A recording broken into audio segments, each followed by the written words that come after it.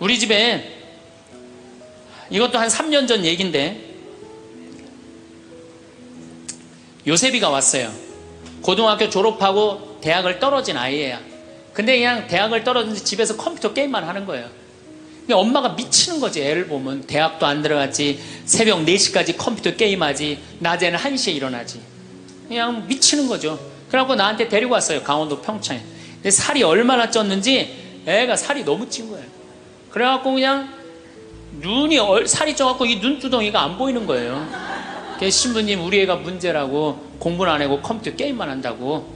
그래갖고 그냥 내가 애를 보니까 이 눈두덩이, 찢어진 눈두덩 사이로 걔 눈을 자세히 들여다보니까 애는 문제가 없더라고요. 애는. 근데 애가 살이 얼마나 쪘는지, 100kg인지 110kg인지 120kg인지 130kg인지 알 길이 없는 거야. 왜? 우리 생태마을의 저울은 100kg까지 밖에 재는 게 없거든. 올라가면 막 뱅글뱅글 도는 거, 저울이. 그래서 내가 고추 빨 때, 방앗간에 나갈 때 달아봐라. 그래서 달아봐. 그랬더니 얘가 몇 킬로가 나냐? 130kg가 나서 130kg. 그래갖고 일단은 하여튼 놔두고 가라고. 그래갖고 이제 엄마는 갔어요. 엄마는 가고. 근데 애가 참 건강한 애예요. 정신도 맑은 애 아이고. 부모 입장에서 문제인데 내 눈에는 문제가 아니더라고. 너 밭에 나가서 일 좀 해라. 그래갖고 이제 다 큰 애니까 밭에 나가서 일을 하고 일주일 지나고 난 다음에 관리장한테 물어봤어요. 걔 어떠냐고, 요셉이. 그랬더니 관리장이 넘버 1이라는 거예요. 엄마는 문제라고 데리고 왔는데 우리 생태마을의 관리장은 넘버 1이라는 거예요. 일도 잘하고 성격도 좋고. 기가 막히더라고. 어떻게 일을 잘하냐 하니까 애가 힘이 좋아갖고 물건도 게으름을 안 핀다는 거예요. 게으름을. 여러분들, 얘가 몸으로 살래요? 머리로 살래요? 몸으로 살래죠? 몸으로 살래를 머리로 살라고 그러면 얘가 머리가 돌 것 같아요? 안 돌 것 같아요? 그러니까 내가 몸으로 살지 머리로 살지 빨리 구분할 줄 알아야 돼요. 그래갖고 애가 너무 괜찮으니까 6월 달에 우리 생태마을에 앞에 강이 흐른단 말이에요. 거기서 래프팅을 합니다. 그래서 래프팅 가이드를, 자격증을 따라고 그랬어요. 그랬더니 우리 래프팅 가이드 팀장이, 신부님, 다른 아이는 다 따도 얘는 못 땁니다. 왜냐하면 이 가이드 자격증 체육학과 애들이 따는 거거든요. 배를 뒤집었다가 폈다가 강물에 뛰어들어갔다가 강물에 또 올라오고 그래야 되는데 130kg짜리가 강물에 한번 빠지면 그만이지 어떻게 자격증을 땁니까? 그래도 우리가 협회 사람들하고 잘 아니까 좀 어떻게 좀 따게 좀 해라. 그래갖고 가이드를, 자격증을 보냈는데 그 금요일날 따갖고 왔어요. 기가 막힌 거죠. 어떻게 땄냐고 그러니까 그 주간에 비가 오지 않아갖고 배가 강바닥에 단 거야. 그래갖고 그냥 들어왔다 나갔다 자격증 따갖고 왔어요. 그리고 아이가 가이드를 하는데 인기가 최고예요. 최고. 너무너무 잘하는 거, 아이가. 그래갖고 이제 9월 달에 엄마가 와서 보니까 아들이 130kg짜리니까 116kg가 된 거야. 그러니까 살이 홀쭉 빠지고 눈빛이 초롱초롱해진 거야. 그러니까 엄마가 가자, 공부하러.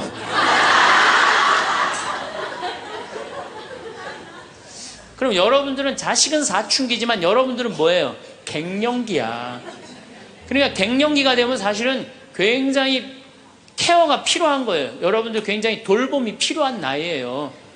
막 피부 처져요, 안 처져요? 눈두덩 처져요, 안 처져요? 눈가 처져요, 안 처져요? 볼 처져요, 안 처져요? 이가 처져요, 안 처져요? 그러니까 그렇게 처지는 거 거울에 이렇게 보고 앉아있으면 어떤 얼굴이 되냐면 이런 얼굴이 돼요.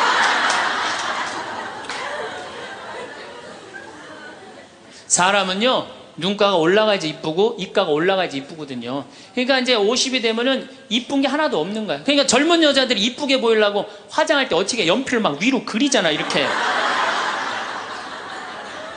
근데 50이 되면 연필로 그려도 결국은 어떻게 돼요? 끝이 떨어지잖아요.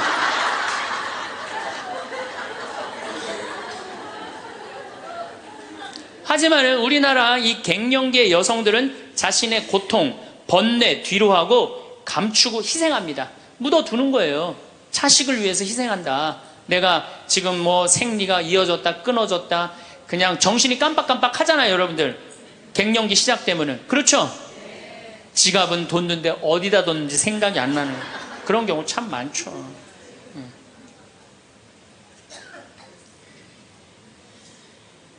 그러니까 자기만 희생한다고 생각을 하니까 화가 나는 거예요. 화가 나는 거. 더욱이 50이 되면은 뭐에 걸리느냐? 빈둥지 증후군에 걸려요. 자식 공부하러 나가고, 그렇죠? 남편 돈 벌러 나가고, 자기는 50 되면은 아무도 옆에 없는 것 같은 외로움 속에 자기가 이제 빠지는 거죠. 그러면 이제 자식 보면 막 화가 나는 거예요. 남편 봐도 화가 나고, 몸에는 막 테스토스테론이 나와가고 힘은 흘러 넘치고, 그러니까 막 소리 지르는 거예요. 그러니까 50 넘은 여자 중에 여자 같은 여자는 없고 전부 다 깡패 같은 여자들만 있는 거예요. 50 넘은. 제가 사는 강원도 평창 생태 마을에는 제가 황토집을 전해서 암 환자들이 많이 오십니다. 근데 벌써 한 3년 전 얘기예요. 3년 전에 우리 집에 암 환자 자매님 한 분이 오셨어요. 한 분이 오셨는데, 이분이 5월달경에 오셨는데 완전히 얼굴이 새카마신 분이에요. 남편이 뭐라고 그러느냐면은 간까지 다 암이 전이 돼서 3개월밖에 못 살 거라고. 신부님 마지막으로 황토집이 좋아서 왔노라고. 그래서 신부님이 좀 살려달라고. 내가 무슨 재주로 살려줘요, 제가. 그래서 좀 우리 집에 내가 행복론 강의라니까 행복론 강의 좀 들으라고. 근데 마침 그때 암 환자들이 한 10분 정도 있었어요. 그런데 그 암 환자들하고 다른 분들하고 강의를 하는데 10분이 다 웃는데 그 자매는 안 웃는 거예요. 왜 안 웃느냐? 이제 3개월밖에 안 남았기 때문에 그게 너무 걱정이 되니까 내 강의가 재밌지도 않고 웃기지도 않은 거예요. 2시간 내내 무표정한 표정으로 앉아 있더라고요. 그래서 강의 끝나고 내가 자매님을 불러서, 자매님 나하고 얘기 좀 하자. 자매님 뭐가 이렇게 걱정이 많으냐? 자매님 지금 근심 걱정은 3개월에 죽는다는 거 걱정을 하는데 3개월에 죽을지 3년 후에 죽을지는 아무도 모른다. 그리고 사실은 오늘 저녁에 교통사고로 죽는 사람도 많고 물에 빠져 죽는 사람도 많다. 우리는 하루를 즐겁게 살면 된다. 내일 걱정은 내일이 알아서 한다. 여러분들 마태복음 6장에 그 얘기가 나오죠. 무엇을 먹을까? 무엇을 마실까? 무엇을 입을까? 걱정하지 말아라. 하늘에 나는 새도 하느님이 먹여준다. 솔로몬도 들에 핀 나리꽃처럼 영화롭게 입지 못했다. 너희들은 오늘 일은 오늘로 족하다. 내일 걱정은 내일이 알아서 할 것이다. 오늘 수고는 오늘로 족하다. 이렇게 말씀을 하셨다. 내일 거 걱정하지 말아라. 그리고 내가 막 자매님한테 혼을 냈어요. 근데 이 자매님이 이틀 동안 집에서 안 나오더라고. 나한테 혼나갖고. 나한테 위로받을 줄 알았더니 그 이틀이 지나고 나서 자매님이 그러더라고. 신부님, 생각을 해보니까 내가 남은 3개월 동안 이제까지 하느님의 50년 동안 베풀어 주신 은혜, 감사하기도 시간 모자라다는 생각이 든다는 거예요. 마음이 바뀐 거죠. 마음이 바뀌부터 이 자매가 웃기 시작하는 거예요. 막 웃기 시작하는 거예요. 강의를 듣고 웃고, 막 그 동료 환자들하고도 산책 다니면서 웃고. 사람이 웃으니까 참 보기 좋더라고요. 얼굴은 까맣게 됐지만은. 그리고 이제 6월 달에 항암을 하러 여기 암세타로 왔어요. 항암을 거의 5년 동안 암하고 투병을 했으니까 항암을 이제 한다고 10일 있다가 온다는 자매가 가자마자 6일 만에 돌아왔어요. 왜 돌아왔냐고 그러니까 신부님, 자기가 5년 동안 항암을 하는 동안 정말로 매번 토하고 매번 울었대. 너무 아파갖고. 근데 이번에 가서 항암을 했는데 안 토했다는 거예요. 안 아팠다는 거예요. 너무너무 좋더라는 거예요. 그래서 6일 만에 내가 하느님한테 매번 감사했다. 하느님 감사합니다. 안 아프게 해주셔서. 하느님 감사합니다. 안 토하게 해주셔서. 계속. 그리고 6일 만에 내가 살 때는 평창이다. 그리고 평창으로 돌아온 거예요, 이 자매가. 끝나자마자. 그래갖고 이제 우리 집에서 이제 생활을 하는데 후배 암 환자들이 오면은 내가 시키지도 않았는데 이 자매가 데리고 다니면서 감사해야 된다. 찬양해야 된다. 자매가 알아서 하는 거죠. 근데 우리 집은 이제 7월 달이 되면은 아이들이 환경 교육을 받으러 한 4,000명 정도 와요. 그래서 암 환자들이 사실은 다 집으로 보내요. 그 자매도 이제 전라도 순천 분인데 가시라고, 가셨다가 방학 끝나면 오라고. 자기는 안 간다는 거. 내가 살 때가 여긴데 어딜 가냐고. 그래도 갔다가 오시라고. 그리고 자매님이야 암 걸리신 분들 다 집으로 보냈어요. 8월 달이 되면은 전에는 밀린 강의가 많아갖고 여름방학 끝나면 전국으로 강의 다니냐고 정신이 없죠. 그냥 암 환자들 일일이 다 체크를 못했어요. 그 자매를 까먹었어요. 까먹고 이제 10월 달이 됐어요. 10월 달이 됐는데 형제님이 전화를 하셨어요. 베드로인데, 신부님 저 베드로예요. 그러면 그때 전화한 거는 이제 이미 세상 부인이 떠나갖고 이제 장례 치르고 사무하고 49제 하고 그러고 난 다음에 이제 내 생각이 나서 대개 이제 우리 집에 이제 오신 분들이 그렇게 전화를 많이 하세요. 이제 돌아가셨고 다 장례 끝났고 어디다 모셨고 그래서 신부님 이제 기도해달라고. 그래서 이제 자매님 어떻게 됐느냐고, 나는 이제 어디다 묻었느냐고 이렇게 이제 물어본 거죠. 네. 그랬더니 이 형제님이 신부님 우리 마누라가 이틀 전인가 3일 전에 서울에 가갖고 그 그 방사능 치료하려고 갔는데 그 암세포를 검사를 했는데 신부님 글쎄 암세포가 다 사라졌다는 거야.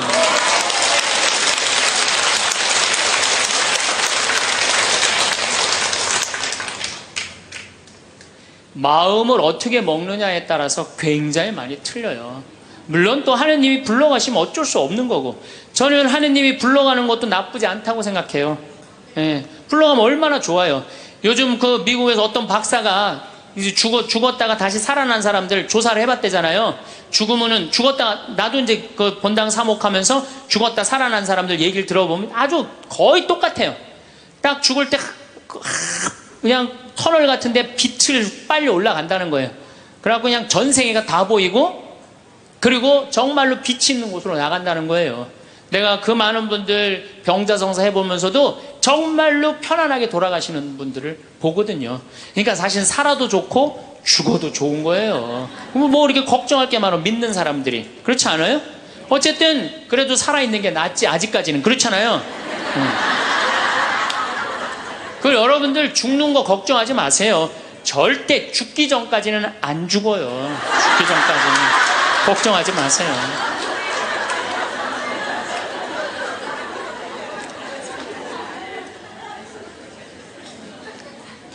축하한다고. 근데 산책을 나갔다는 거예요. 아, 그렇다고. 예. 그래갖고 이제 11월 달이 됐어요. 우리 집에 이제 은퇴 신부님들이 자주 오세요. 그래갖고 이제 은퇴 신부님들 장어를 사드린다고 내 차에 모시고 가는데 저녁에 전화가 왔어요. 근데 젊은 여자야. 신부님, 84살 먹은 신부님, 73살 먹은 신부님을 내 차에 태우고 운전을 하고 하는데 전화가 왔는데 내가 모르는 번호야. 근데 저쪽에서 너무 이쁘고 젊은 여자가 신부님 저예요 그러는 거예요. 아니 내가 누군지 어떻게 알아. 목소리가 너무 이뻐. 그래서 실례하지만 누구시냐고 그랬더니 저쪽에서 뭐라 그러냐면 신부님 섭섭해요. 제 목소리를 벌써 잊으셨어요 그러는 거예요. 그래서 내가 누구냐고 그러니까 저 마리아예요 그러는 거예요. 그러니까 그 자매야. 아니 목소리가 원래 이렇게 이뻤느냐고. 말만 하면 울음을 물었거든요. 신부님 나 죽으면 안 돼요 이랬던 자매인데 이렇게 밝은 목소리냐고. 신부님 제가 요즘 너무 건강이 좋아지고 너무너무 행복하다고. 그리고 재작년 5월 달에 내가 전라도 여수에 강의를 갔는데 문수동 성당이라는 곳에 강의를 갔는데 그 자매가 순천에서 온 거예요. 갓김치를 담아서. 근데 이 자매가 나한테 전화해갖고 신부님 자긴 너무 행복하다는 거. 뭐가 행복하냐고 하니까 드디어 파마를 했다는 거예요. 암 환자들 꿈은 파마하는 거 아니에요. 그리고 딱 봤는데 그 자매가 이뻐요. 되게 암 걸리는 사람들 특징이 뭐냐면 이뻐요. 암 걸린 사람들이 왜 이쁜지 알아요? 이쁘니까 승질을 못 내잖아요. 이쁜 척 해야 될 거 아니야. 그러니까 화나는 일이 있어도 다 참고 사는 거야. 그러니까 이쁜 사람들이 암에 많이 걸려요. 또 어떤 사람이 법 없이도 사는 사람들이 암에 많이 걸려요. 다 참고. 그게 다 암이 되는 거예요. 그걸 참고 사느냐고. 참 예쁘게 생겼어. 그 많은 분들 중에 딱 마리아 자매가 눈에 딱 띄더라고요. 우리 직원들은 몰라보더라고. 얼굴이 분홍색으로 변하고. 나를 끌어안으면서 자기 너무 행복하다는 거야. 그러니까 이 자매는 딱 끌어안았는데 내가 성령으로 꽉 차 있는 거 느끼겠더라고요. 근데 3개월 만에 돌아가신다는 분이 지금 3년째 살고 있어요. 지금까지도. 그래서 여러분들 우리가 마음을 근심 걱정하지 말고 감사하다가 살다 보면은 우리한테는 늘 행복한 일이 벌어진다. 신부님, 결혼 생활을 한번 해보세요. 얼마나 화가 나나. 여러분들 누구 때문에 제일 많이 화가 나요? 남편, 아내, 자식들 때문에 화가 나죠.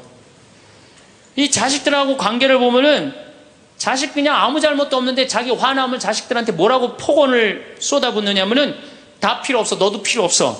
그러죠? 밥이 넘어가냐? 뭐 이런 말 막 하잖아요. 자식들한테. 근데 여러분들 자식들한테 화로 키우면 그 화가 자기한테 돌아옵니다. 제가 한 15년 전에 용산 전자랜드에 내 후배 신부가 전축을 산다고 그래서 전축 사러 갔어요. 그때 2월 15일경이었어요. 졸업 시즌이었어요. 전축을 사러 갔는데 그날 아마 아들이 이제 졸업을 했나 봐, 중학교를. 그래갖고 컴퓨터를 사준다고 엄마하고 아들하고 나온 모양이에요. 근데 엄마는 100만 원을 들고 나오고 아들은 그 컴퓨터 앞에서 150만 원짜리 컴퓨터를 자꾸 사고 싶어 하더라고요. 그러니까 이제 아들하고 엄마가 오니까 엄마가 슬슬 열받는 거죠. 아들이 그냥 100만 원짜리 사면 좋은데 150만 원짜리 자꾸 산다고 우기니까 엄마가 너무 열받으니까 이 감정을 조절하지 못하고 아들 귀싸대기를 때렸어요.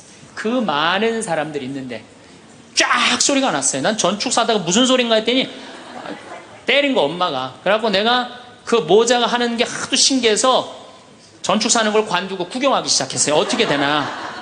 근데 엄마가 너무 화가 나니까 이성을 잃으니까 뭐라고 그러냐면은 너 지금부터 나한테 엄마라고 그러지 말고 아줌마라고 불러. 내 말 그렇게 안 들을 거면 아줌마라고 불러. 나 지금부터 네 엄마 아니야. 얘가 그냥 귀싸대기를 맞고 얼마나 창피해. 그 많은 사람들이 봤는데 막 울더라고 얘가. 그런데 막 울더니 계단에서 막 울더니 얘가 착한 애예요. 막 한참 생각하더니 자기가 잘못했다고 생각을 했는지 엄마한테 가갖고 엄마 미안해, 내가 100만 원짜리 살게. 분명히 그랬거든 아들은. 근데 엄마는 이미 이성을 잃은 상태야. 그러니까 엄마가, 웬만한 엄마는 고맙다, 네가 그렇게 마음을 돌려줘서, 그리고 내가 때린 거 미안하다 이래야 되는데 이 엄마는 완전히 이게 정신이 나간 엄마라 뭐라고 그러냐면 이놈의 새끼 아줌마라고 부르는데 왜 자꾸 엄마라고 부르느냐고.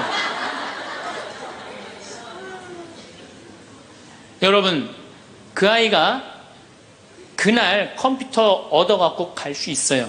그렇지만 시간이 지나면은 아이가 엄마가 컴퓨터 사준 거 생각할까요? 귀싸대기 맞은 거 생각할까요? 5년, 10년 지나고 나니까 컴퓨터 아무 생각 안 해요. 때린 것만 생각나요. 그런데 부모는 참 이상해요. 자식한테 때린 건 하나도 생각 안 하고 잘해준 것만 생각해요. 그러니까 자식은 부모한테 맞은 것만 생각하고 부모는 자식한테 잘해준 것만 생각해. 나중에 만나면은 이게 영 딴 마음을 갖고 사는 거야. 그러니까 여러분들 중에 만약에 자식들이 화가 나갖고 만약에 내가 때렸다, 늙어서 호강받을 생각은 꿈도 꾸지 말아라. 며칠 전에 중국에서 한 엄마가 길거리에서 아이를 막 발로 차고 막 때리는 거 보셨죠? 저 방송에 나왔더라고요. 화로 키우면요, 걔는 나중에 그 엄마한테 화로 갚을 수밖에 없어요. 근데 우리가 왜 자식들한테 많이 더 화가 나느냐? 이유는 딱 한 가지예요. 공부 못한다는 거예요. 공부 못한다는 거. 공부 안 하고 딴짓 한다고. 사친구 때 공부 안 하고 컴퓨터 게임이나 하고 더욱이 눈 동그랗게 뜨고 부모한테 덤비면 화가 나요, 안 나요? 나죠? 그리고 그냥 문 쾅 닫고 자기 방에 들어가고 나오지도 않으면 속에서 불 나지 않아요? 근데 여러분들 자라면서 사춘기 때는 그러는 게 당연한 거예요. 사춘기 때는 방황할 수 있는 권리가 있는 아이들이에요. 사춘기 때는 자기가 방황하는 게 당연한 거예요. 얘네들은 권리예요, 방황하는 게. 혼란스러운 게. 근데 엄마들이 그걸 허락을 안 해. 내가 좀 마음이 산란하고 그냥 몸도 막 변하고 그냥 정신도 이상하고 여자 보면 막 가슴이 흥분되고 막 그래갖고 학교도 가기 싫고 그래갖고 그냥 마음이 산란하고 오늘은 학교를 하루 접고 명동에서 좀 고민 좀 해야 되겠다. 학교를 하루 안 갔어. 학교 선생님이 엄마한테 애가 학교 안 왔다고 찾아보니까 명동에서 그냥 애가 그냥 왔다 갔다 하는 거야. 엄마 미치는 거죠. 엄마 뭐라 그래? 너 방황은 나중에, 지금 공부하고 방황을 엄마가 명동에서 대신해 줄 테니까 너는 지금 뭐 해야 돼? 공부해야 돼. 얘는 방황할 자격도 없는 거예요, 우리나라 애들은. 우리나라 애들은요, 부모를 마귀로 보는 거, 마귀로. 자기를 괴롭히는 마귀로 보는 거예요. 부모가 어디 있어요. 사실은 여러분들 자식들한테 욕심만 포기하면요, 자식들하고 싸울 일 하나도 없어요. 사실은 내 자식이 몸으로 살 놈인지 머리로 살 놈인지 빨리 판단해야 돼요. 그럼 신부님, 우리 애가 몸으로 살랜지 머리로 살랜지 기준이 어떻게 됩니까? 반에서 10등 안에 안 드는 놈들은요, 다 몸으로 살 놈들이에요. 여러분들 자식들 중에 반에서 10등 안에 안 드는 애들은 다 몸으로 살 애들이야. 독일은 초등학교 졸업하면서 중학교 올라가면서 갈릅니다. 대학 들어가래 아니면 기술 배우래. 그래갖고 갈러도 학교 선생님이 갈러놔도 우리 애가 왜 이 머리가 나쁘냐 이렇게 따지는 부모 하나도 없대요. 그러니까 그 독일 사람들은 그게 내 아이가 몸으로 살고 손으로 기술로 하는 걸 좋아한대요. 그리고 그렇게 아이가 살도록 도와준대요. 근데 우리는 만약에 그렇게 했다, 내가 교장 선생님들, 교감 선생님들한테 강의 한번 간 적이 있어요. 연수원에 가서. 그랬더니 교감 선생님들이 만약에 우리가 그런 결정을 하면 지금 학부형들한테 맞아 죽는다는 거예요. 그러니까 우리나라 부모님들이 욕심이 너무 많은 거예요. 자식들한테. 그러니까 자식들이 희생당하는 거죠. 자식들이 희생당하는 거예요. 그러니까 독일은 대학을 졸업하는 비율이 아이들의 한 25% 정도밖에 안 된대요. 대학을 졸업하는 아이들이. 들어가는 애들도 많지 않고, 미국은 뉴욕 잘 사는 데가 대학 졸업하는 비율이 60%예요. 60%. 그런데 우리나라는 대학에 지금 입학하는 게 몇 프로냐면 92%예요. 아무나 다 대학 가는 거예요. 아무나 다. 그러니까 독일은 몸으로 살 애들이 75%야. 그렇죠? 그 다음 미국은 몸으로 살 애들이 40에서 50% 정도 돼요. 우리나라는 92%가 대학, 미국이나 캐나다는 60%가 대학에 들어가도 졸업하는 건 그 중에 반밖에 못해요. 다 졸업 못해요. 그래서 그쪽에 가보니까 입학은 물어봐도 졸업은 물어보는 게 아니래요. 졸업하는 게 그렇게 어렵다는 거예요. 근데 우리는 92%가 들어가면 92% 거의 다 졸업을 하는 거야. 우리는 몸으로 살 애들이 8%밖에 안 돼. 머리로 살 애들이 92%고. 공장에, 농장에 일할 사람들이 있어요? 없어요. 그러니까 이 나머지 92% 중에 취직을 다 합니까? 40, 50%밖에 못해요. 그러면 나머지 40%는요 한량으로 남는 거예요. 취직도 못하고. 그럼 그 자식 보고 있으면 속에서 불이 나요, 안 나요? 불이 나죠? 근데 누가 잘못한 거예요? 부모가 잘못한 거예요. 처음부터 너는 머리로 안 될 것 같으니까 우리 몸 쪽으로 가자. 그래갖고 농사를 가르치든지 기술을 가르치면은 걔 벌써 취직해갖고 일했을 거예요. 근데 다 우리의 삐뚤어진 욕심 때문에 아이도 망가뜨리고 부모도 망가지고, 그래갖고 돈 쏟아 넣느냐고 노후 대책연금도 못하고. 그러니까 그냥 전 국민이 그냥 화 속에서 사는 거예요. 그러니까 저는 정말로 우리나라 이 교육제도가 화의 근원이라고 생각해요. 그렇다면은 자식 때문에 화나죠. 그런데 이 부부라도 서로 사이가 좋으면은 좋은데, 엄마들이 자식한테 미쳐갖고 남편한테 신경 써야 안 써요? 안 쓰죠? 남편이 외로운지 힘든지도 몰라요. 근데 자식들은 부부가 막 사랑스럽고 이렇게 다정하게 지내는 부모를 본 자식들은요 안정스럽게 자란대요. 근데 부부가 맨날 싸우고 막 이러는 자식들은요 굉장히 불안정하게 자란다는 거예요. 그래서 저는 정말로 감사한 게, 저는 고등학교 졸업할 때까지 부부는 안 싸우는 건 줄 알았어요. 부부는 한 번도 부부 싸움을 본 적이 없어요, 저는. 근데 내 고등학교 때 친구가 아이 뭐 술 먹자고, 고등학교 때. 왜 그러냐 그러니까 아버지가 엄마를 때려갖고 눈탱이가 밤탱이가 됐다는 거예요. 자기 너무너무 괴롭다는 거예요. 그래서 저는 그때 충격받았어요. 어떻게 부부가 싸우느냐, 그런 충격을 받았어요, 저는. 왜냐하면 나는 우리 어머니 아버지 싸우는 걸 한 번도 못 봤거든요. 그래서 내가 그 얘기를 얼마 전에 우리 형제들이 다 모였을 때, 나는 어머니 아버지 싸우는 걸 한 번도 못 봤다. 그랬더니 우리 형제들이 이구동성으로 딱 한마디 하더라고요. 신부님이 집에 붙어 있은 적 있어야지 그걸 보는 거 아니냐.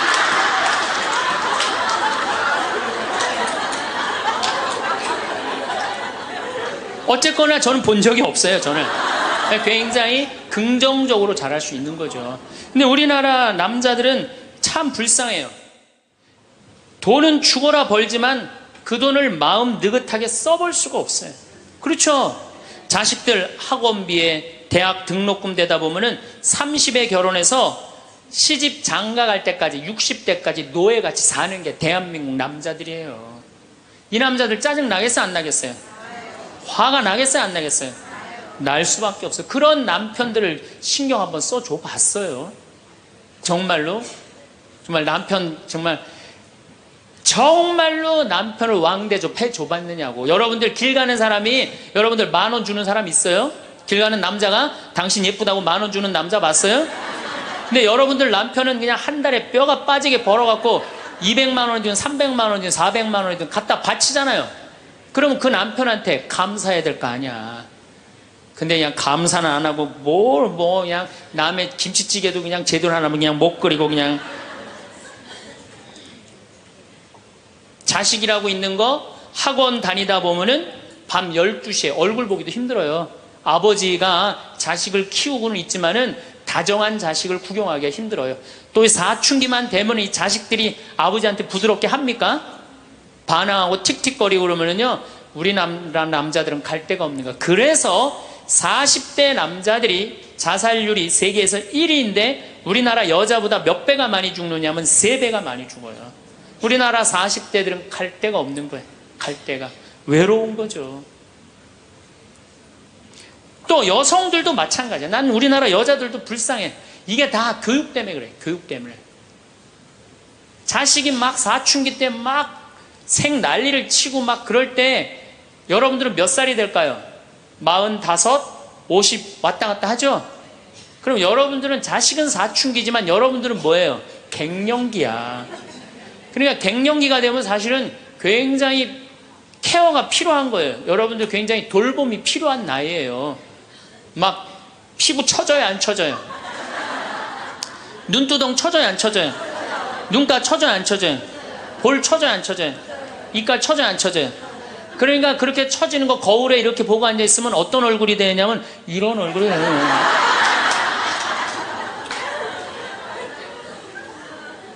사람은요, 눈가가 올라가야지 이쁘고 입가가 올라가야지 이쁘거든요. 그러니까 이제 50이 되면은 이쁜 게 하나도 없는 거야. 그러니까 젊은 여자들이 이쁘게 보이려고 화장할 때 어떻게 연필을 막 위로 그리잖아, 이렇게. 근데 50이 되면 연필로 그려도 결국은 어떻게 돼요? 끝이 떨어지잖아요.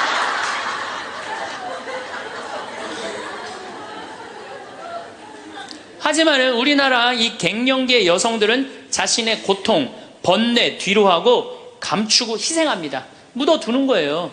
자식을 위해서 희생한다. 내가 지금 뭐 생리가 이어졌다 끊어졌다 그냥 정신이 깜빡깜빡 하잖아요, 여러분들. 갱년기 시작되면은. 그렇죠? 지갑은 뒀는데 어디다 뒀는지 생각이 안 나는 그런 경우 참 많죠.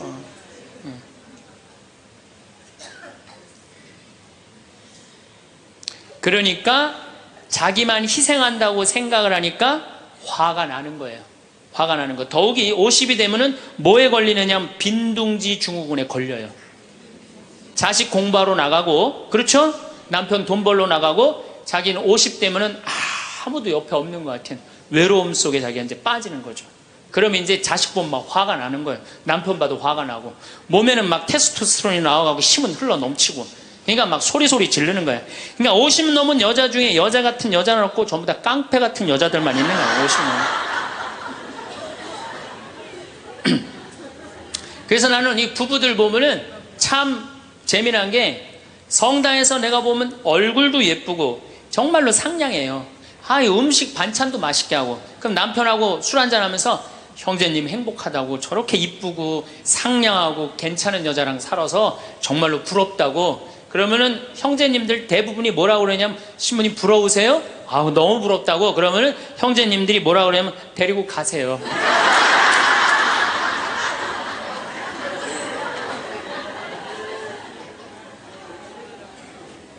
그래서 부부가 서로 사랑하지 못하고 자식하고도의 애정을 쌓지 못하고, 그러니까 우리가 이제 화가 꽉 차 있는 거예요. 그러니까 이 화가 꽉 차 있으니까 정말로 상상하지 못하는 일들이 벌어지는 거. 우리 사회 안에서 막 서로 죽이고 뭐 내다 버리고 뭐 이런 일들이 벌어지는 거죠. 그러면은 화가 나면은 어떻게 이 화를 컨트롤을 해야 되느냐, 화를 다루어야 되느냐, 지금부터 그 얘기를 말씀드리겠습니다. 여러분들, 화가 나면 예수님만 보면 돼요. 우리가 인생이 답답할 때 누구만 보면 돼요? 예수님만 보면 됩니다. 요한복음 8장에 간음한 여자 얘기가 나옵니다. 자, 요한복음 8장에 간음한 여자 얘기가 나와요. 당시 2000년 전에 여자가 간음을 했다. 이건 당시 중동 지역에서는 어떻게 했느냐면 돌로 쳐서 그 여자가 돌에 맞아갖고 쓰러져갖고 돌 무더기를 만들어서 죽여요. 이번에도 중동에서 그런 일이 있었죠? 사진을 보니까 진짜 돌 무덤을 만들어 버리더라고요. 근데 이 여자가 간음을 하다가 이번에 이 중동에서 그런 분은 남자하고 팔짱 끼고 나갔는지 그냥 외출했다고 그거 이유 하나로 그 처벌을 당했어요. 근데 이 여자는 현장에서 붙잡혔어. 중동에서 이 여자들은요 다 싸고 다녀요. 그만큼 여자를 사람 취급을 안 해요. 그런데 이 여자가 간음을 했어. 그러니까 남자들이 막 화가 날 것 같아, 안 날 것 같아요? 너무너무 화가 나는 거지. 이 여자는 여러분들 예뻤겠어요, 안 예뻤겠어요? 예뻤을 거예요. 왜냐하면 당시에 간음을 한다는 건 목숨을 걸었기 때문에. 이 여자 몸매는 어땠을 것 같아요? S라인에 S라인. 이게 벤지 엉덩이인지 구분도 안 되는 여자고 간음할 수가 없어요. 예쁜 여자가 다른 남자하고 대낮에 간음하다가 붙잡혔다. 남자들이 흥분할 수밖에 없어요. 그래갖고 막 눈이 뒤집어져갖고 예수님은 안 그래도 예수님한테 별렀어요. 왜? 요한복음 7장에 귀에만 대면 예수님을 죽이려고 그랬거든. 근데 이 사건이 8장에 일어나요. 8장에. 그러니까 모두를 용서해라, 사랑해라 이런 분하고 율법 1.1핵도 없어지면 안 된다. 그러니까 율법학자들이 예수님 앞에 이 여자를 패댕기를 치는 거예요. 당신이 이 여자 간음했는데 어떻게 하면 좋으냐고. 근데 예수님이 보니까 이 사람들이, 이 남자들이 너무너무 흥분해 있는 거야. 눈이 뒤집어진 거예요. 보니까 흰 눈동자 95%, 까만 눈동자 5%야. 눈이 확 뒤집어져 있는 거야. 근데 예수님은 참 지혜로우셔요. 흥분한 사람하고는 얘기를 안 하시는 거예요. 여러분들 두 사람이 막 싸워. 내가 말리로 들어갔어. 말리로 들어가면 나중에 흥분한 사람들 속에 뛰어들어가면 나중에 몇 명이 싸워요? 3명이 싸워요. 이게 눈에 뵈는 게 없을 때는요, 아무리 좋은 말도 귀에 안 들어오는 거예요. 눈에 뵈는 게 없을 때는. 예수님 딱 보니까, 아니, 이 사람들이 완전히 흥분해 있어. 그러니까 상대 안 합니다. 어떻게 하냐면, 대꾸도 안 하고, 바닥에다 뭘 쓰세요. 땅바닥에 뭘 쓰세요. 참 위대한 행동이죠. 흥분이 가라앉을 때까지 기다리시는 거죠. 저는 제 소원이 하나 있어요. 저는 본당 신부를 10년 동안 했는데 다행히 한 번도 교우들끼리 서로 싸워갖고 패가 갈린다든가 그런 적이 없어요. 그런데 이제 내가 다음에 이제 한번 본당에 나가면 주교님한테 가서 꼭 부탁하고 싶어요. 주교님한테 나는 어떤 본당에 나가고 싶냐고 부탁을 하고 싶냐면은 성당이 2패로 나눠져갖고 머리통이 터지게 싸우는 본당에 나 보내달라고. 내가 꼭 하고 싶은 게 있어서 그래요. 뭘 하고 싶으냐면은 내가 이제 머리통이 터지게 싸우는 본당에 발령받아 갔단 말이야. 딱 발령받아 가면은 양쪽 회장들이 딱 올 거 아니에요. 신부님, 저치들이 우리 성당 돈 다 빼먹었다고. 또 이쪽 회장들은 저치들이 우리 성당 분위기 다 깬다고 CCBB를 가려달라고 흥분이 돼갖고 오면은 나는 아무 말도 안 하고 사제관 방바닥에 뭘 써보고 싶어요. 나 그거 꼭 해보고 싶어요. 여러분들도 만약에 남편이 나하고 얘기 좀 하자고, 남편이 흥분돼갖고 너 왜 우리 어머니한테 그렇게 못되게 대하느냐, 그래갖고 싸우자고 문을 열고 딱 들어가고 딱 봤는데 남편이 흥분을 했어. 눈동자를 보니까 흰 눈동자 95%, 까만 눈동자 5%야. 그러면은 부인이 그래, 나도 할 얘기가 많다, 해보자. 그러면은요, 어떻게 될 것 같아요? 싸우고 귀싸대게 맞게 돼 있어요. 왜? 말로 싸우면요, 남자는 여자를 못 이겨요. 남자는. 왜냐하면 여자는 하루에 25,000마디를 하고 남자는 하루에 15,000마디밖에 못 하거든요. 그러니까 말로는 여자를 이길 수가 없어요. 나는 우리 신부들 중에 수녀님하고 싸운 신부들 중에 수녀님하고 싸워서 수녀님을 이긴 신부를 본 적이 없어요.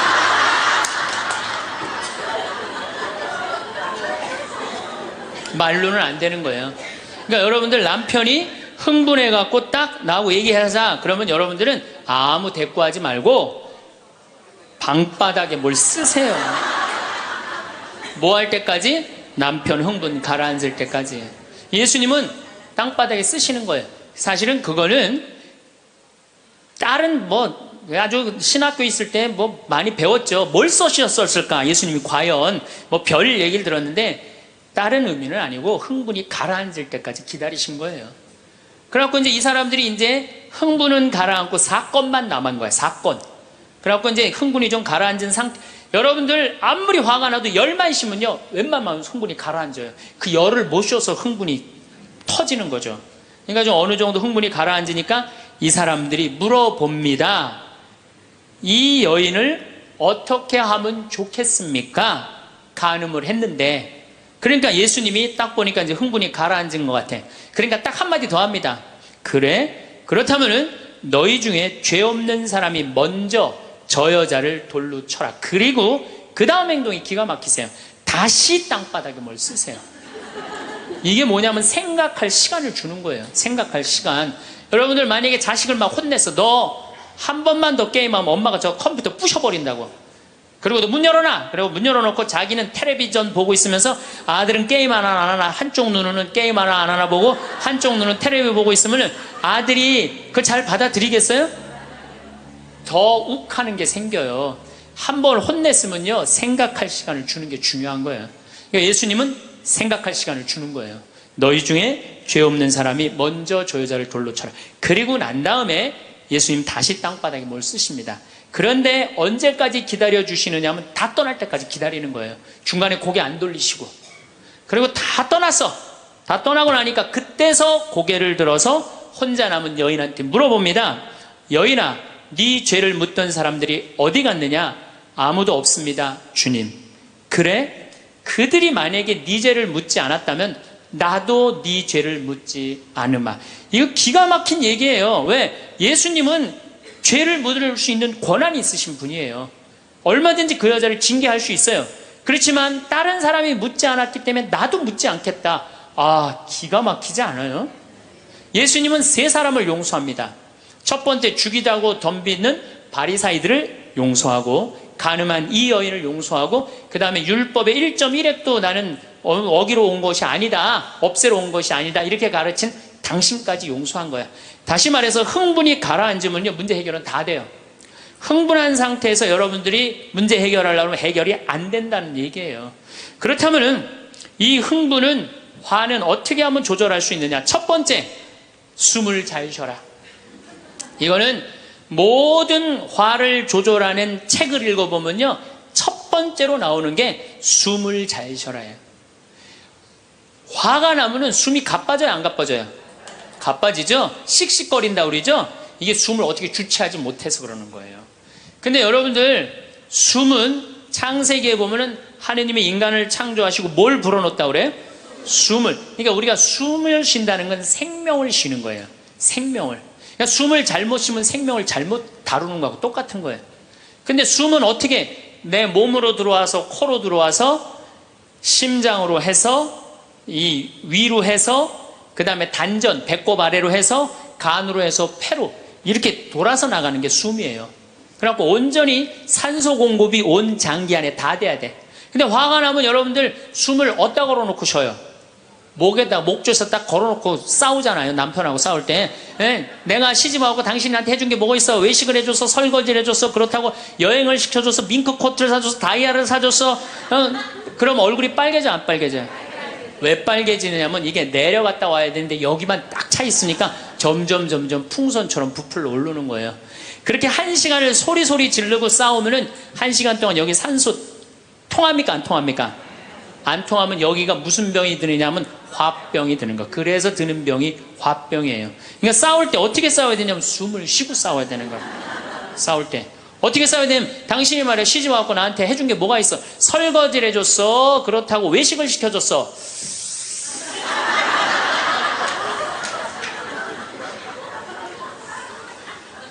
그렇다고 나 밍크 코트를 사줬어, 아니면 다이아를 사줬어. 당신 나한테 해준 게 뭐 있어? 내 시집 와서 고생만 했지.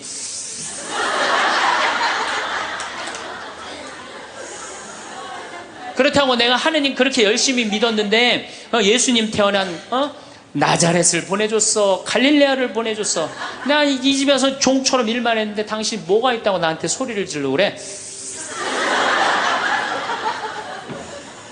이렇게 숨을 쉬고 싸우면은요, 절대 남편한테 귀싸대기 안 맞아요. 남편이요, 차분히 얘기하게 돼 있어요. 근데 막 흥분을 끌어올리면서 얘기하면 사람 감정이 격해져 갖고 이성이 사라지는 거예요. 그래서 우리가 내가 너무너무 화가 나면은 심호흡을 10번만 하면은 굉장히 문제가 해결된다는 거예요. 그래서 여러분들 화가 나면 어떻게 해라? 숨을 잘 쉬어라. 두 번째, 화가 나면 어떻게 해라? 걸어라. 걷는 게 아주 중요합니다. 여러분들 화가 날 때 묵주를 들고 나와서 동네 한 바퀴만 돌면은요, 알아서 마음이 정리가 돼요. 해결책도 알아서 나와요. 2시간, 3시간만 걸으면은요, 완전히 차분해져서 들어가요. 그러니까 화가 나면 그 자리에서 떠나야 되는 거, 무조건. 떠나는데 가만히 있으면 더 이게 일어나거든요. 그래서 이 꼼포스텔라라고 스페인의 야고보 성인 무덤 가는 800km, 그게 세계적으로 그렇게 인기가 좋은 게 왜 인기가 좋으냐 하면은 그 걸으면서 사람이 치유가 다 되고 마음 정리가 다 되기 때문에 그러는 거예요. 그러니까 걷는 거는 건강에도 좋지만은 마음을 정리해 주는 게 걷는 거예요. 그래서 여러분들 정말로 화가 나면 어떻게? 걸으세요. 그리고 정말로 큰 숙제가 있다, 내 인생에 큰 숙제가 있다 그러면은 도보 성지순례를 하세요. 도보 성지순례를. 저는 우리 교우들이랑 이 세남터에서부터 미리네까지 전체 교우가 밤 8시면 모여갖고 새벽 3시, 4시까지 저 미리네까지 걸었어요. 그 목요일, 금요일, 토요일, 일요일 4일을 걸었는데 그 한 400~500명 되는 교우들이 나한테 체험, 은혜 받은 얘기를 하는데 이건 보통 은혜 받은 게 아니에요. 허리 아프던 사람은 허리 다 낫고, 위장 아프던 사람은 위장 다 낫고, 마음 복잡한 사람 마음 정리되고, 사업이 막 안 돼갖고 괴로워하던 사람은 빛을 보고, 걷는 게 그렇게 우리 인생에 중요한 거예요. 그래서 내가 정말 문제가 있다, 세남터서부터 걸으세요. 세남터 우리 김대원 시모님 시신 모시고 미리네까지 원선시호 할아버지가 그땐 청년이었지만 갔잖아요. 그 생각하고 걸으면은요, 여러분들 은혜 많이 받으실 거예요. 그러니까 화가 나면 어떻게 해라? 숨을 잘 쉬고 그 다음에 어떻게 해라? 걸어라. 그 다음에 화가 나면 화를 조절하는 방법 중에 세 번째는 잘 먹어라. 이게 먹는 게 화를 먹는 경우가 너무 많아요. 인스턴트 음식, 그렇죠? 이거 잘못 먹으면요 다 화가 들어있는 거예요. 그리고 고기 너무 많이 먹으면요 화냅니다.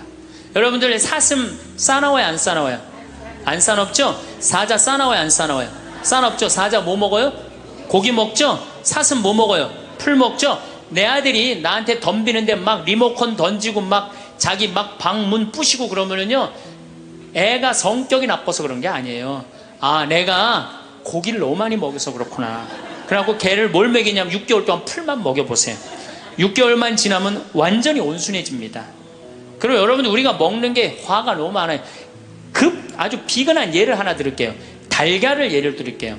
달걀을 여러분들, 닭들 어떻게 달걀을 낳아요? 우리 지금 여러분들 보통 드시는 닭들 다 가둬놓고 하죠?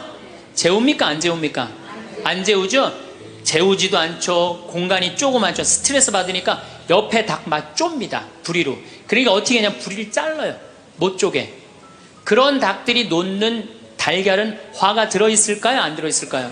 화가 들어있는 거예요. 그런 음식들이, 자연적이지 않은 음식들이, 반자연적인 음식들을 우리가 먹는 게 문제예요. 우리 닭들은 내가 300마리 키우는데 막 날아다니면서 놓는 알들은 벌써 향이 좋아요.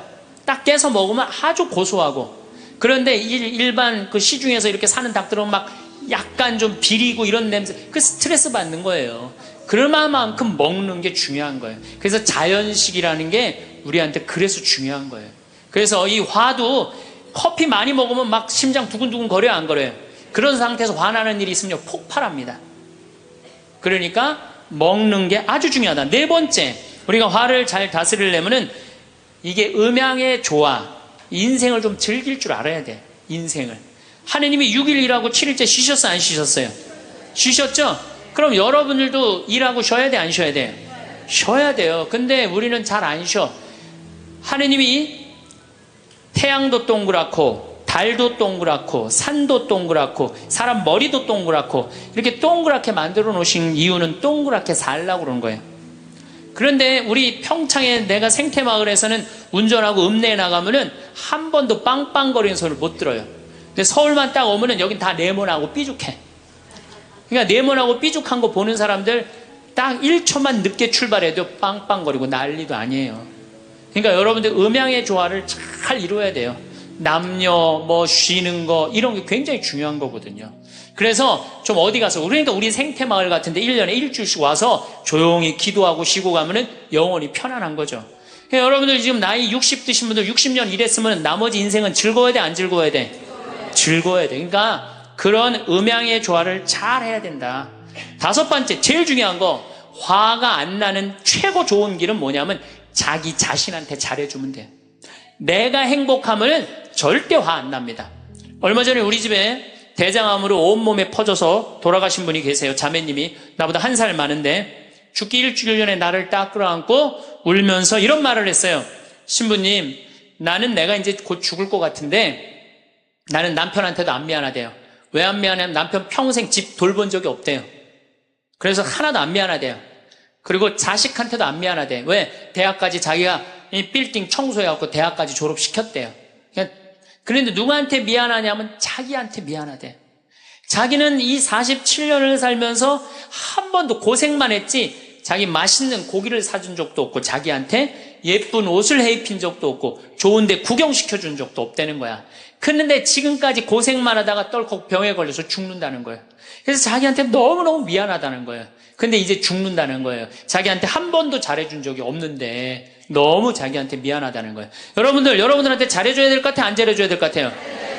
괜히 그냥 참고 인내하면서 승질은 승질대로 부리고 그러실 필요 하나도 없어요. 이제 여러분들한테 맛있는 거 있으면 사주세요. 그렇죠? 예쁜 옷 있으면 사 입히고 여러분한테 좋은 데 있으면 구경도 좀 시켜주고 저는 저한테 잘해줍니다. 왜 잘해주느냐 하면은 나는 본당을 떠나 있기 때문에 본당 총회장님도 없고 부회장님도 없고 성부회장님도 없어요. 그러니까 나 고기 먹고 싶으면 사주는 사람 아무도 없어요. 내가 고기가 먹고 싶으면 내가 사줘요. 베네딕토 고기 먹고 싶냐? 가자. 내가 오늘 사줄게. 난 내가 데려와서 내가 사줘 나한테. 그러니까 스트레스 받는 일이 없는 거예요. 남한테 섭섭한 것도 없고. 그래서 제가 항상 하는 얘기지만 집에서는 엄마가 행복해야 돼. 그래야지 자식이 행복한 거예요. 집에서는 아내가 행복해야 돼. 그래야지 누가 행복해? 남편이 행복한 거예요. 집에서는 며느리가 행복해야 돼. 그래야지 누가 행복해? 시어머니가 행복한 거예요. 그러니까 여기 계신 여러분들이 행복해야지 대한민국이 행복한 거예요. 이제는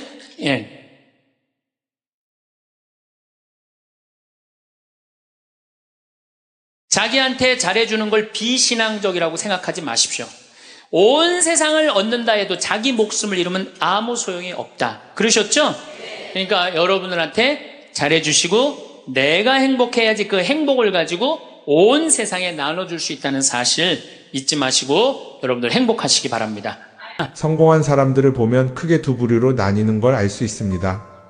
하나는 자신이 성공했다고 여기저기 떠벌리고 다니는 사람들, 그리고 또 하나는 조용히 아무 말 없이 자기 삶을 사는 사람들입니다. 우리는 흔히 성공을 하면 자연스럽게 자랑하고 싶어질 거라고 생각하죠. 좋은 차를 사고 비싼 시계를 차고 SNS에 멋진 사진을 올리고 싶을 겁니다.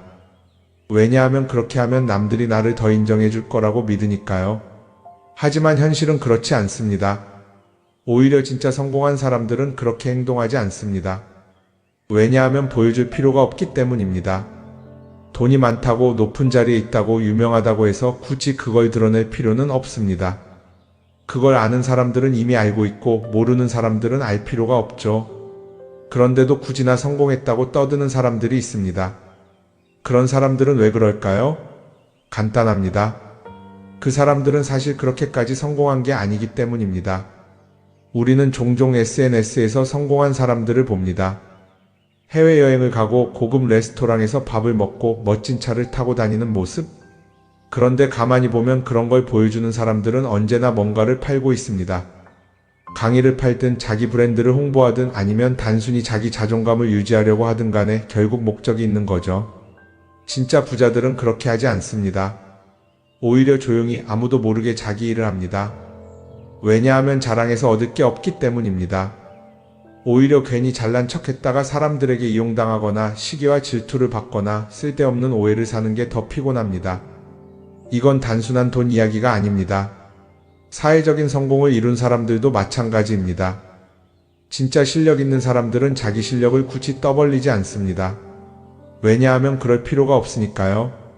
자기 분야에서 최고라면 사람들이 먼저 알아서 찾아옵니다. 반대로 실력이 부족한 사람일수록 자기를 포장하려고 애씁니다. 우리가 흔히 듣는 말이 있죠. 빈수레가 요란하다. 이 말이 괜히 있는 게 아닙니다. 정말 내실이 있는 사람들은 굳이 시끄럽게 굴지 않습니다. 반대로 겉만 번지르르한 사람들은 자기가 얼마나 대단한지 떠들고 다닙니다. 이걸 좀 더 현실적인 예로 들어볼까요? 동창회에 나가면 꼭 이런 사람이 있습니다. 옛날에는 별거 아니었는데 갑자기 잘 됐다고 나타나서 자기가 얼마나 성공했는지 자랑하는 사람. 처음에는 다들 와 대단하다 하고 들어주지만 시간이 지나면 어떨까요? 대부분 속으로 이렇게 생각할 겁니다. 저 사람 뭐 저렇게까지 티를 내? 결국 그런 사람은 점점 멀어지게 됩니다. 반면에 정말 성공한 사람들은 조용합니다. 굳이 자기가 어떻게 살고 있는지 설명하지 않죠. 그런 사람들은 오히려 주변에서 먼저 알아보고 자연스럽게 존경을 받습니다. 그게 진짜 성공입니다. 그럼 우리는 어떻게 해야 할까요? 내가 뭔가를 이루었을 때 굳이 남들에게 알릴 필요가 있을까요? 물론 가까운 사람들에게 좋은 소식을 전하는 건 좋습니다. 하지만 굳이 모든 사람들에게 나 이렇게 잘 살고 있어요 하고 알릴 필요는 없습니다. 그런 행동은 결국 나에게 득이 되지 않습니다. 성공이라는 건 원래 조용한 겁니다. 내가 잘 되고 있으면 주변 사람들이 자연스럽게 알게 됩니다. 굳이 내가 말하지 않아도 내 행동과 태도에서 묻어나오게 되어 있습니다. 그러니 굳이 보여주려고 애쓰지 마세요. 오히려 그게 더 진짜 성공한 사람의 태도입니다. 사람은 사회적 동물이라고 하잖아요. 혼자 살아갈 수 없고 결국 사람과의 관계 속에서 기쁨도 얻고 때로는 상처도 받습니다. 그런데 한 가지 생각해 볼 게 있어요. 우리가 정말 인간관계가 필요해서 맺고 있는 걸까요? 아니면 그냥 그래야 한다고 배워서 어쩔 수 없이 유지하고 있는 걸까요? 어릴 땐 친구 많으면 좋다고 하죠. 사회생활에서도 인맥이 중요하다는 말을 많이 합니다. 그런데 정작 주변을 보면요. 인간관계가 넓은 사람일수록 스트레스를 더 많이 받아요. 전화벨이 울릴 때마다 이번엔 또 무슨 부탁일까 싶고 단체 채팅방에서 메시지가 올 때마다 이걸 또 어떻게 대답해야 하나 고민하죠. 관계가 많아질수록 책임과 피로도 함께 늘어나는 겁니다. 어떤 사람들은 인간관계를 줄이면 외롭지 않겠냐고 해요. 그런데 가만히 생각해보면 진짜 외로움을 느끼는 순간이 언제인지 아세요? 오히려 불필요한 인간관계 속에 있을 때입니다. 같이 밥을 먹고 얘기를 나누는데도 뭔가 허전하고 대화가 컥 돌고 속마음을 나누지도 못할 때, 그럴 때 우리가 더 외롭다고 느끼죠. 그렇다고 당장 인간관계를 다 끊어버릴 순 없겠죠. 하지만 적어도 내가 정말 소중하게 여겨야 할 관계와 그냥 관성적으로 유지하는 관계는 구분할 필요가 있습니다. 예를 들어 매번 나한테 부탁만 하고 정작 내가 어려울 땐 연락 한 번 없는 사람. 내가 실수하면 뒷담화를 하면서 내 앞에서는 웃는 사람. 이런 관계를 굳이 계속 이어갈 이유가 있을까요? 가끔은 이런 경험도 있을 거예요. 우연히 어떤 사람과 친해졌는데 만난 지 얼마 되지도 않았는데 너무 많은 걸 털어놓는 사람들 있죠. 자기 속사정부터 가족 문제, 직장 고민까지 쏟아내는 사람들. 이런 경우 두 가지의 가능성이 큽니다. 하나는 그냥 감정적으로 의존할 사람이 필요해서일 수도 있고 또 하나는 내가 믿을 만한 사람인지 떠보는 걸 수도 있어요. 어떤 경우든 이런 관계는 오래가기 어렵습니다. 사실 친밀함이라는 건 시간이 필요한 법이에요. 적당한 거리를 두고 천천히 서로를 알아가야 하는데 초반부터 급격하게 가까워진 관계는 쉽게 무너지는 경우가 많습니다. 처음엔 친하다고 생각했는데 어느 순간 사소한 일로 틀어지고 결국 남보다 못한 사이가 되는 거죠. 그러면 인간관계를 어떻게 해야 할까요? 답은 간단합니다. 억지로 맺지 말고 굳이 유지하려고도 하지 않는 거예요. 내가 편한 관계라면 자연스럽게 이어질 것이고 그렇지 않다면 서서히 멀어질 겁니다. 그리고 그걸 억지로 붙잡지 않아도 괜찮습니다. 관계를 유지하는데 에너지를 쓰기보다는 정말 소중한 관계에 집중하는 게 더 낫지 않을까요? 어떤 사람은 내가 인간관계를 줄이면 나중에 나 혼자 남는 거 아니냐 걱정하기도 해요. 그런데 생각해보면요, 진짜 나를 위하는 사람은 많지 않아요. 인간관계를 줄인다고 해서 완전히 혼자가 되는 게 아닙니다. 오히려 불필요한 관계를 정리하고 나면 남아있는 관계들이 더 단단해지고 가치 있게 느껴질 겁니다. 예전엔 인맥이 자산이라는 말을 많이 했어요. 그런데 요즘은 꼭 그렇지도 않죠. 오히려 불필요한 인간관계가 많으면 그게 짐이 될 수도 있어요. 적당한 거리, 적당한 선. 이걸 잘 지키는 게 결국엔 가장 편한 인간관계를 유지하는 방법 아닐까요? 한번 곰곰이 생각해 보세요. 지금 내 주변에 있는 사람들 중에서 내가 정말 편하게 만날 수 있는 사람이 몇 명이나 되는지, 내가 억지로 맞춰주고 있는 관계는 없는지. 관계를 줄이면요, 외로워지는 게 아니라 오히려 더 자유로워집니다. 그리고 자유로워진 만큼 내 인생에서 정말 중요한 것에 집중할 수 있게 됩니다. 인간관계 너무 많은 걸 신경 쓰다 보면 정작 중요한 걸 놓칠 수 있어요. 그러니까 이제는 한 번쯤 정리해보는 것도 나쁘지 않을 겁니다. 사람들이 돈을 많이 벌고 싶어 하는 이유가 뭘까요? 단순히 돈이 많으면 좋으니까? 물론 그것도 있겠지만 사실 돈을 원하는 진짜 이유는 더 나은 삶을 살기 위해서겠죠. 그런데 문제는 돈을 많이 번다고 해서 반드시 삶이 나아지는 건 아니라는 겁니다. 오히려 더 많이 벌수록 더 많이 쓰게 되는 경우가 많아요. 가끔 이런 생각해 본 적 없으세요? 예전에는 돈이 지금보다 훨씬 적었는데 이상하게 그때가 더 여유로웠던 것 같다. 왜 그럴까요? 사실 우리가 원하는 건 돈 그 자체가 아니라 돈을 통해 얻을 수 있는 자유인데 돈을 벌면 벌수록 그 자유를 잃어버리는 경우가 많아요. 더 좋은 차, 더 좋은 집, 더 좋은 옷을 사면서 점점 더 많은 돈이 필요해지고 결국엔 돈을 벌기 위해 또다시 일해야 하는 악순환에 빠지게 되는 거죠. 한번 생각해 봅시다. 우리가 정말 필요해서 뭔가를 사는 경우가 얼마나 될까요? 필요해서라기보다는 남들이 가지고 있으니까, 없어 보이기 싫으니까, 혹은 그냥 기분 전환을 위해서 소비하는 경우가 훨씬 많아요. 그리고 그런 소비를 할 때마다 스스로 이렇게 합리화를 하죠. 이 정도는 나를 위한 투자야. 그런데 가만히 보면 그 소비가 진짜 나를 위한 소비인지 아니면 그냥 사회가 만든 기준에 끌려가고 있는 건지 헷갈릴 때가 많습니다. 예를 들어 예전에는 스마트폰 하나면 충분했는데 이제는 스마트워치도 있어야 하고 무선 이어폰도 필요하고 태블릿도 있어야 할 것 같고 하나를 사면 또 다른 무언가가 필요해지는 시기예요. 사실 이건 우리가 그렇게 만들어진 겁니다. 광고도 그렇고 SNS도 그렇고 자꾸 우리에게 이렇게 말하죠. 이걸 사야 더 행복해질 수 있어요. 그런데 정작 그걸 사고 나면 어때요? 처음 며칠은 좋죠. 그런데 시간이 지나면 또 다른 걸 사고 싶어져요. 왜냐하면 물건이 우리를 오래 행복하게 만들어주지는 않거든요. 특히 요즘은 SNS가 이런 소비 심리를 더 부추기는 것 같아요. 예전에는 친구들끼리 만나서 나 새로 샀어 하고 자랑하는 게 전부였는데 이제는 SNS에 올리면서 전 세계 사람들에게 보여주잖아요. 그러다 보니까 남들도 다 뭔가를 사서 올리고 나도 따라해야 할 것 같은 기분이 드는 거예요. 그런데 중요한 건 그 사람들도 사실은 나와 똑같은 기분이라는 겁니다. 내가 남을 부러워하는 만큼 나도 누군가에게 부러움을 사려고 애쓰고 있는 거죠. 결국 끝없는 비교와 소비 속에서 진짜 중요한 걸 놓치게 되는 겁니다. 한번 이렇게 생각해보면 어떨까요? 만약 내가 지금부터 딱 1년 동안 불필요한 소비를 하지 않는다면 내 삶이 어떻게 변할까? 아마 처음에는 답답할 수도 있어요. 사고 싶었던 걸 참아야 하니까. 그런데 그걸 몇 번 참고 나면 어느 순간 깨닫게 될 겁니다.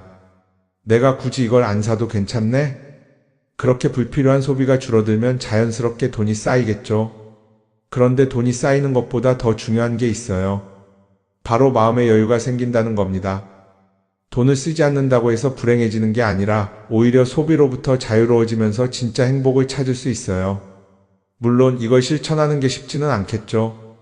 우리 주변에는 소비를 부추기는 것들이 너무 많으니까요. 하지만 적어도 이런 건 해볼 수 있습니다. 뭔가를 사고 싶을 때 한 번만 스스로에게 물어보는 거예요. 이게 정말 나한테 필요한 걸까? 아니면 그냥 순간적인 욕심일까? 만약 그 질문을 던졌을 때 5초 안에 당연히 필요하지 라는 답이 나오지 않는다면 사실 그건 없어도 되는 물건일 가능성이 큽니다. 정말 필요한 건 고민할 필요도 없이 바로 떠오르거든요. 그러니까 이제는 한 번쯤 생각해 봐야 할 것 같아요. 나는 지금 내가 원하는 삶을 살고 있는 걸까? 아니면 남들이 만든 기준에 맞추기 위해 내 시간을 팔고 있는 걸까? 소비를 줄인다는 건 단순히 돈을 아끼는 게 아닙니다. 그건 결국 내 삶의 선택권을 되찾는 일이거든요. 돈을 많이 버는 것도 중요하지만 더 중요한 건 그 돈을 어떻게 쓰느냐입니다. 그리고 때로는 아무것도 사지 않는 게 최고의 선택일 수도 있어요. 우리는 요즘 SNS 없이 사는 게 거의 불가능한 시대에 살고 있죠. 아침에 눈 뜨자마자 휴대폰을 확인하고 출근길에도 SNS를 보고 잠들기 전까지도 계속 들여다봅니다.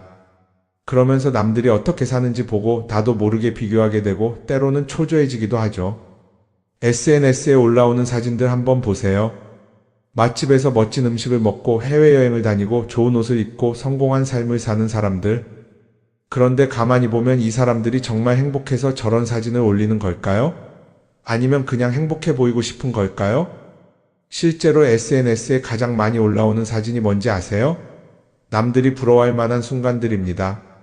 집에서 편하게 쉬고 있는 모습이나 출근길에 지친 얼굴, 어제 먹다 남은 배달 음식 사진 같은 건 잘 안 올리죠. 대신 멋진 레스토랑, 명품 가방, 고급 호텔 같은 것들이 올라옵니다. 왜 그럴까요? 결국 SNS는 보여주기 위한 공간이기 때문입니다. 여기서 중요한 게 있어요. 우리가 SNS에서 보는 건 그 사람의 삶 전체가 아니라 편집된 일부 장면이라는 겁니다. SNS는 마치 한 편의 다큐멘터리나 영화처럼 잘 꾸며진 장면들만 보여줍니다. 그런데도 우리는 그걸 보면서 아, 저 사람은 나보다 더 행복하구나 하고 착각하죠.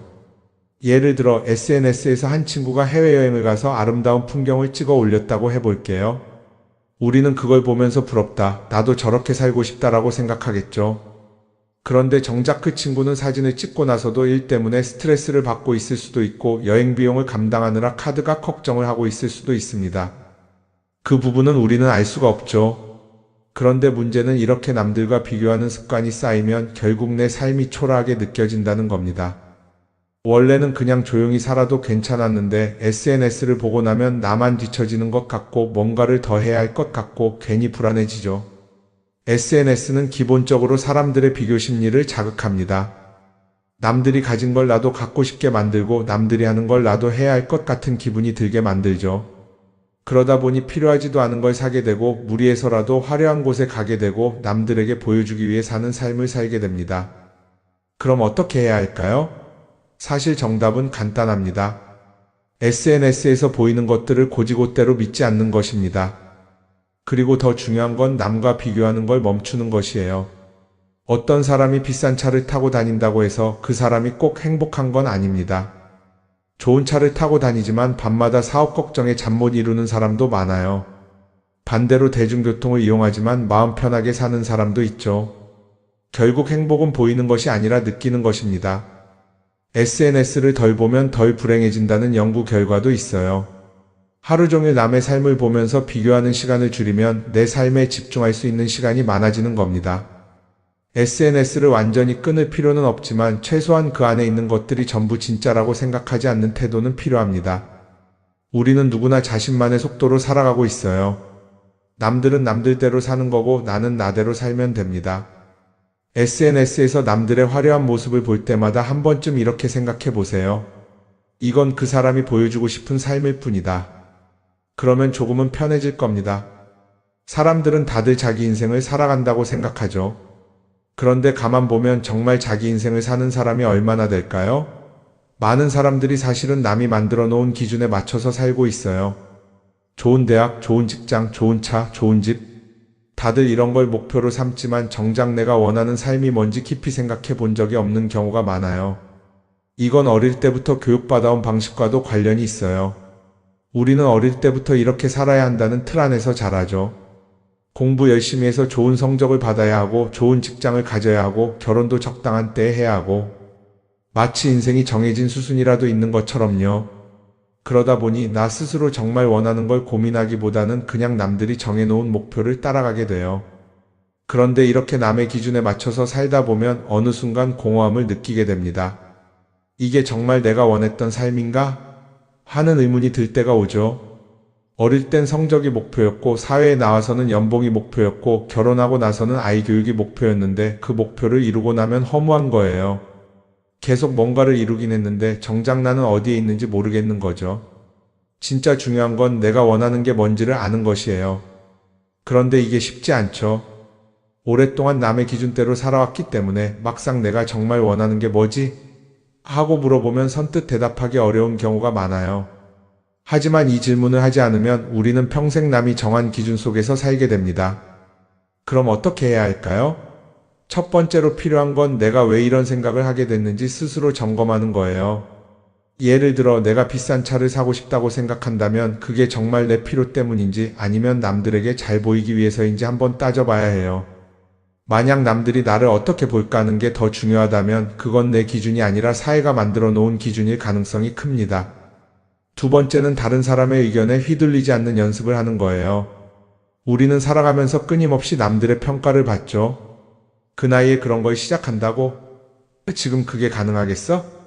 이런 말들이 우리를 흔들어 놓습니다. 그런데 그런 말에 신경 쓰다 보면 결국 아무것도 하지 못하게 돼요. 중요한 건 남들이 뭐라고 하든 내가 결정하는 거예요. 물론 남의 조언을 들을 수도 있고 참고할 수도 있죠. 하지만 최종 결정은 항상 내 몫이어야 합니다. 내가 결정하고 내가 책임지는 거. 그렇게 해야 내 삶을 온전히 내 것으로 만들 수 있어요.